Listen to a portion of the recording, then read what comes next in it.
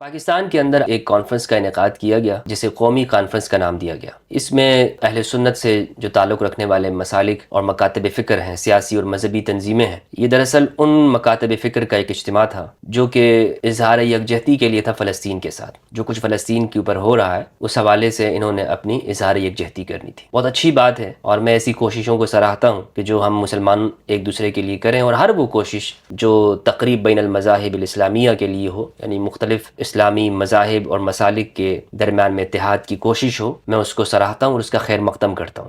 لیکن افسوس کی بات یہ ہے، جہاں تک میں نے اس سے متعلقہ جتنی ویڈیوز تھی وہ دیکھی ہیں، بہت افسوس یہ ہوا کہ اس میں کسی شیعہ رہنما کو تقریر کے لیے نہیں بلایا گیا، انوائٹ نہیں کیا گیا، اور مجھے نہیں معلوم، میں اس سے لاعلم ہوں انہوں نے دعوت دی ہے یا نہیں دی، کسی کو بلایا یا نہیں بلایا۔ بہرحال میں نے ویڈیو میں نہیں دیکھا، میں کیوں آپ سے کہوں کہ پختگی کے ساتھ ڈیفینیٹلی کہ ایسا ہوا ہے یا نہیں ہوا۔ بہرحال ویڈیو میری نظر سے نہیں گزری کہ کسی شیعہ عالم کو انوائٹ کیا گیا اور اس نے یہ تقریر کی ہو۔ تو بہرحال اس سے یہ معلوم ہوتا ہے کہ یہ صرف سنی سیاسی مذہبی جماعتوں کی طرف سے بلایا جانے والا ایک اجتماع تھا، اور جبکہ آپ خود دیکھیں ہمارے ہاں سنیوں کو، تو سنی ممالک جتنے بھی ہیں تو وہ فلسطین کے حوالے سے خاموش ہیں، اور میں اس پہ پہلے بھی گفتگو کر چکا ہوں کہ واحد ایران، یمن اور عراق ہیں، شام بشار الاسد کی جو حکومت جہاں پر ہے، اگرچہ وہ شیعہ نہیں ہے لیکن بہرحال لوگ اس کو شیعہ ہی سمجھتے ہیں۔ یہ ہی لوگ ہیں کہ جس کا خود فلسطینی لوگ بھی اعتراف کرتے ہیں کہ یہی ہماری سپورٹ کر رہے ہیں، ہمیں مالی، اقتصادی اور ہر اعتبار سے ہمارے ساتھ کھڑے ہیں۔ باقی تو جتنے بھی لوگ ہیں وہ اسرائیل کے ساتھ ڈھکے چھپے، ان کے تعلقات بھی موجود ہیں، ان کے ساتھ ان کے مذاکرات بھی چلتے ہیں، ان کے ساتھ فوجی مشقیں بھی ان کی ہوتی ہیں، اور جو کہ آج دنیا سے پوشیدہ نہیں ہیں، اور تجارتی تعلقات بھی سب کے تقریباً قائم ہیں۔ یعنی مصر کو آپ دیکھ لیں تو وہاں سے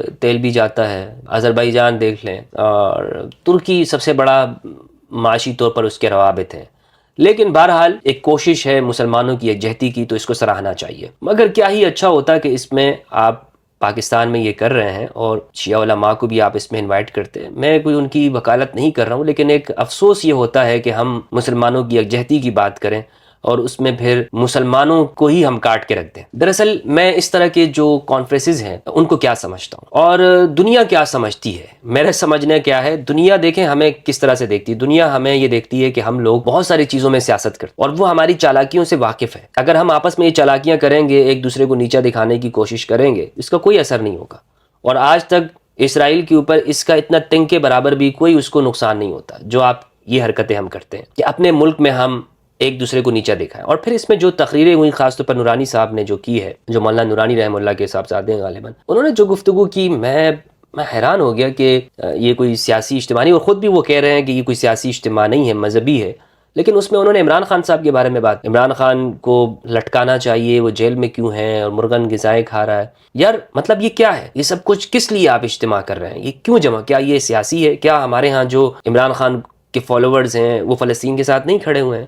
تو آپ تو تقسیم کر رہے ہیں، آپ تو مطلب یہ تو پھر ایسا ہوا نا کہ آپ کی کوئی الیکشن کمپین چل رہی ہے، یہ تو پھر فلسطین کے لیے نہ ہو، یہ تو پھر آپ فلسطین کے نام پر لوگوں کو بیوقوف بنا رہے ہیں، اور دوسری جانب آپ مسلمانوں کو بھی ڈیوائیڈ کر رہے ہیں۔ یہ ہوتا تو پھر آپ ایک سب کو بلاتے نا، سب کو ساتھ میں شامل کرتے، شیعہ کو بھی ساتھ میں شامل کرتے، دوسرے جو لوگ ہیں ان کو بھی ساتھ میں لے کر چلتے۔ جب ووٹ مانگنے کی باری ہوتی ہے آپ کہتے ہیں کہ جناب نہیں ہمارے ساتھ شیعہ بھی آ جائے، تو اس طرح نہ اتحاد قائم ہوتا ہے اور نہ ہی اس طرح دوسروں کو کوئی نقصان پہنچے گا۔ جن کو آپ کہنا چاہ رہے ہیں کہ اسرائیل کو ایک واضح طور پر ہم پیغام دینا چاہتے ہیں، آپ کے پیغام کو اس سے کچھ نہیں ہونے والا۔ تو جب تک آپ اپنی صفوں کے اندر اتحاد نہیں قائم کریں گے، دیکھیں حسن البنا جو کہ اخوان المسلمون کے رہبر اور مرشد تھے، انہوں نے اور خمینی، امام خمینی، ان دونوں نے ایک جماعت بنائی تھی اور ایک ادارہ بنایا تھا جس کا مقصد تھا مسلمانوں کو آپس میں ایک دوسرے کے قریب کرنے کا، اور اس حوالے سے تاریخ میں بہت کچھ لکھا گیا ہے جس کے بہت اچھے اثرات پڑے۔ عرب دنیا میں اس یکجہتی کے جو اثرات پڑے ہیں وہ آج تک قائم ہیں، لیکن افسوس یہ ہوتا ہے کہ ہم لوگ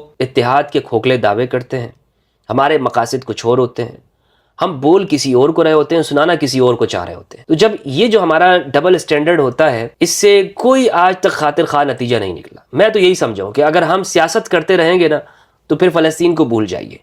پھر یہ جو آپ کی جتنی بھی کوششیں ہیں، جو آپ کر رہے ہیں، جو آپ سرمایہ خرچ کر رہے ہیں، آپ خود سوچیے، آپ نے علماء کو بلایا ہوگا، کتنا سرمایہ اس پہ خرچ ہوا ہوگا۔ یہ جو سب کچھ آپ کی محنتیں ہیں، کیا اس کا کوئی فائدہ ہو رہا؟ لوگ آپ کی یعنی نوجوان طبقہ ان چیزوں سے بیزار ہو رہا ہے۔ آپ نام رکھتے ہیں کہ تمام مکاتب فکر کا، تو تمام مکاتب فکر اس میں کہاں ہے؟ ان کی رہنمائی کہاں ہے؟ ان کی نمائندگی کہاں ہے اس کے اندر؟ تو یہ سارے آپ کے دعوے ہیں، ایک ہو مسلم حرم کی پاسبانی کے لیے بنیادی طور پر جہاں ان کا موقع چلتا ہے نا، یہ شیعہ کو کاٹنے کی کوشش کرتے ہیں، دوسرے لوگوں کو، اور یہی وہ سبب ہے، یہ وہ جگہ ہے جو ہماری بہت بڑی کمزوری ہے، جو ہماری ایسی کمزوری ہے کہ جس کی وجہ سے اغیار کو موقع ملتا ہے۔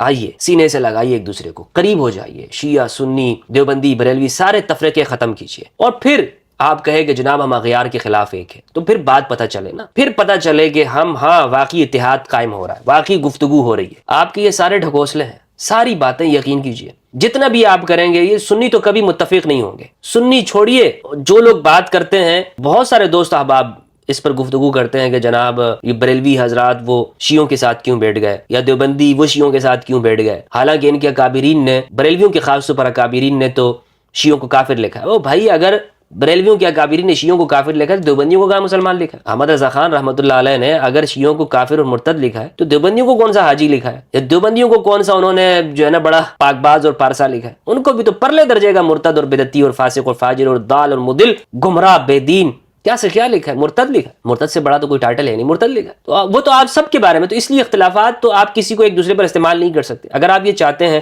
بعض قوتیں ایسی ہیں، بعض لوگ ایسے ہیں جو بریلویوں کے کانوں میں جا کے کانا پھوسی یہ کرتے ہیں کہ جناب آپ کے جو اکابرین ہیں نا انہوں نے شیعوں کو کافر لکھا ہے، اس لیے ہم دونوں بھائی بھائی ہیں۔ یہ چالاکی استعمال کرتے ہیں، اور ہمارے جو بریلوی بیچارے جو سادہ قسم کے ہیں، سیاست کا کچھ پتہ نہیں ہوتا، یہ ان کے برگلاوے میں آ جاتے ہیں۔ ان کو میں کہنا چاہ رہا ہوں، بریلویوں، تمہارے اکابر نے اگر شیعوں کو کافر لکھا ہے تو دیوبندیوں کو کون سا مسلمان لکھا ہے؟ وہ بھی تو پرلے درجے کے کافر ہیں۔ تو اگر ان سے اتحاد ہو سکتا ہے تو ان سے کیوں نہیں ہو سکتا؟ اگر ان سے ہو سکتا ہے تو ان سے کیوں نہیں ہو سکتا؟ اس لیے اکابر پرستی کو سائڈ پہ رکھیے، مسلمانوں کے اجتماعی مفاد کو دیکھیے کہ مسلمانوں کا مفاد کس چیز میں ہے، ملت کا مفاد کس میں ہے۔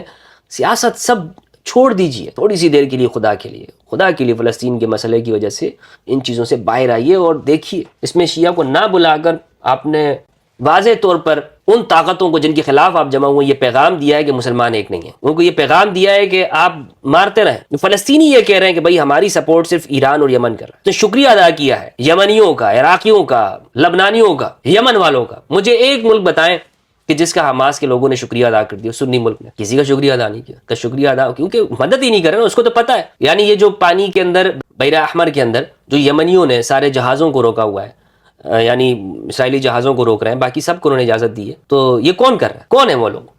ان کا شکریہ ادا کریں نا، آپ کا تو نہیں ادا کر رہے، اور آپ ماشاءاللہ بیچ میں ویسے ہی کود پڑے ہیں جناب، نہیں ہم بیچ میں ساتھ میں، کون پوچھتا ہے آپ کو؟ یہ وہ باتیں، اس لیے دیکھیں، غور کریں ان چیزوں کے اوپر غور کریں کہ مسلمانوں کا اتحاد کیسے ہو سکتا ہے، کون سی وہ باتیں ہیں، صحیح دل سے آپ ان کے ساتھ کھڑے ہو جائیں۔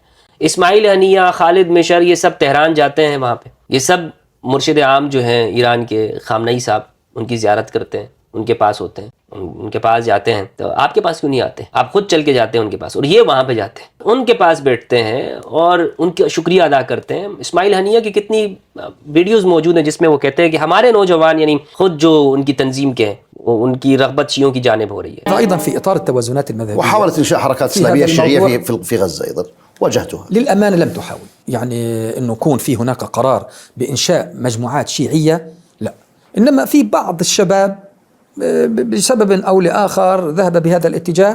نحن عالجنا هذا الموضوع. ما تلقوا دعم من إيران؟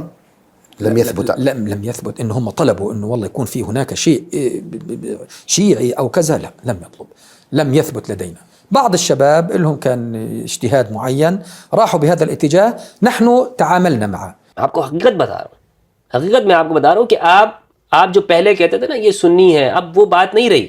اب وہ ان لوگوں کا پتہ چل گیا، فلسطینیوں کو، کہ بھائی ہمارے ساتھ ایکچوئل میں حقیقت میں ہے کون ہمیں ابھی تک ٹوپیاں کراتا رہا ہے اور کون ہمارے ساتھ واقعتاً میں۔ وہ کہتے ہیں نا کہ بھائی کا پتہ مشکل میں پتہ چلتا ہے، تو آپ دیکھ لیں کہ آپ کا پتہ چل گیا ہے۔ آپ نے ابھی تک صرف اور صرف باتیں کی ہیں، در حقیقت آپ تو تسلیم کرنے جا رہے ہو۔ آپ کے ہاں سے تو آوازیں اٹھ رہی ہیں کہ جناب تسلیم کر لینے میں کیا حرج ہے، مذاکرات میں کیا حرج ہے، گفتگو میں کیا حرج ہے، بیٹھ جانے میں کیا حرج ہے، یہ تو آپ کے ہاں سے ہے نا۔ تو مزاحمت تو وہ لوگ کر رہے ہیں، اس لیے آنکھوں میں دھول جھولنے کے بجائے آنکھوں کے پردہ ہٹانے کی ضرورت ہے۔ دیکھیے کہ آپ کے لوگ کیا کر رہے ہیں اور دنیا کیا کہہ رہی ہے۔